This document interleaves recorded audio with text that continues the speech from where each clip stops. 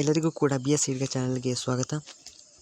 ನೀವು ಇನ್ನೂ ನಮ್ಮ ಚಾನಲನ್ನು ಸಬ್ಸ್ಕ್ರೈಬ್ ಆಗಿಲ್ಲ ಅಂದರೆ ಬೇಗ ಸಬ್ಸ್ಕ್ರೈಬ್ ಆಗಿ, ಹಾಗೆ ಬೆಲ್ ಐಕಾನ್ ಕೂಡ ಕ್ಲಿಕ್ ಮಾಡಿ, ಆಲ್ ಆಪ್ಷನ್ ಕೂಡ ಸೆಲೆಕ್ಟ್ ಮಾಡಿ.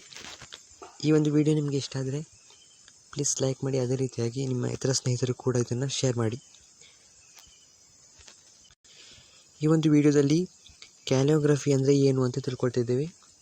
ಕ್ಯಾಲಿಯೋಗ್ರಫಿ ಅಂದರೆ ಬೇರೆ ಏನೂ ಅಲ್ಲ, ಸುಂದರವಾದಂಥ ಒಂದು ಬರವಣಿಗೆ ನಾವು ಕ್ಯಾಲಿಯೋಗ್ರಫಿ ಅಂತ ಕರಿತೇವೆ.